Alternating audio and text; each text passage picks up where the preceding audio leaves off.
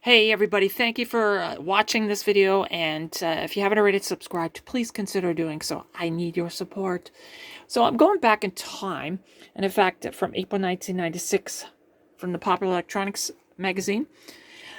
I actually built this about 5 years ago, and it's a reverb and surround effects generator, and yeah, I just kind of wanted to show it off more than anything, since I'm on a Popular Electronics series at this point. Yeah, so what it does, of course, you can put an input signal in and the output signal will be delayed. So I've got it set up over there on the bench, and I'll show you that in a minute. And you could see or you could hear the delay. Anyway, the way it works is the heart of the circuit is the chip, the delay chip. So this is a MN3007. And the chip above it goes together. So that's the clock for this particular chip. And that chip is a bucket brigade delay type chip. So inside of it, it's got a capacitive, kind of switched capacitors, and 1,024 of them.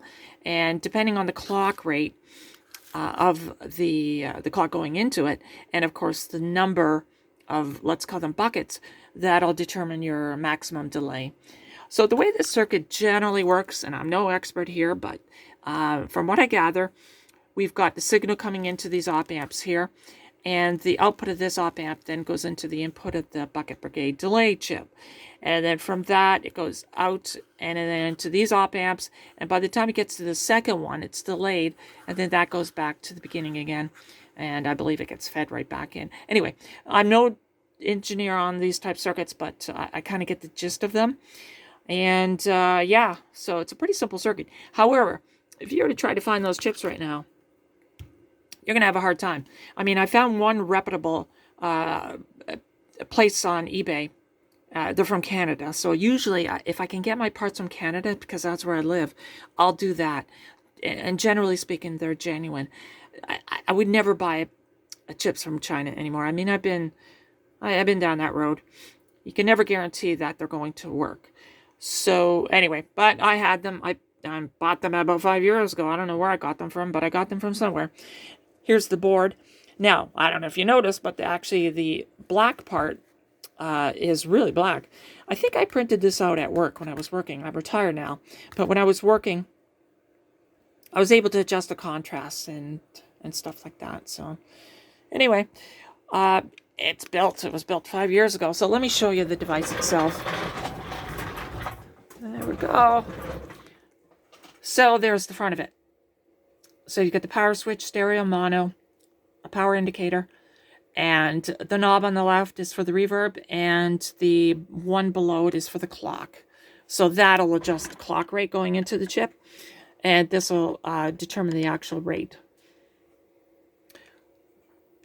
So there it is. Yeah, pretty standard. Pretty good board, if I don't say so myself. I made that.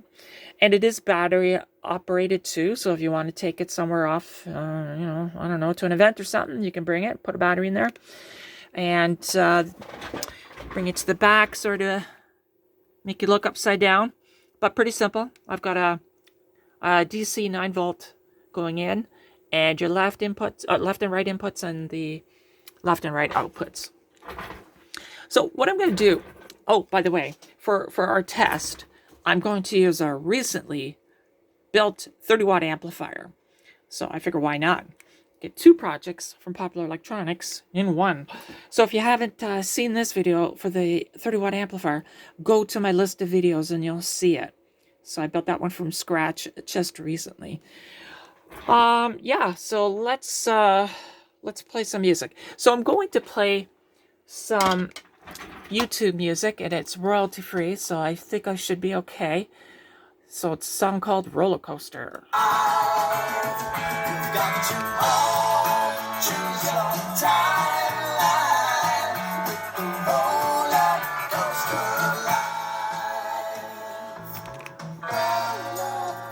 So let's turn it on.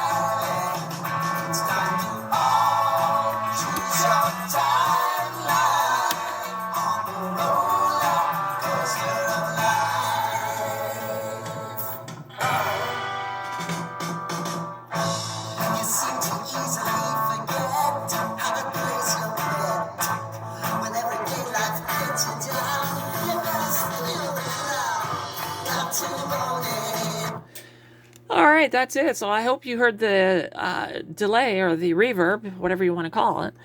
It certainly functions as advertised. Clearly, it's not a high-end model, but hey, not bad for a Popular Electronics magazine project, I would say.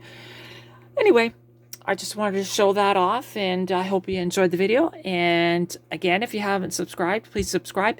And if you haven't already seen some of my older videos, please take a look at them. And I'll continue on with the Popular Electronics series, like I mentioned earlier. I've got a great project coming online. So anyway, that'll be next week. Anyway, thanks for watching. Take care. Bye for now.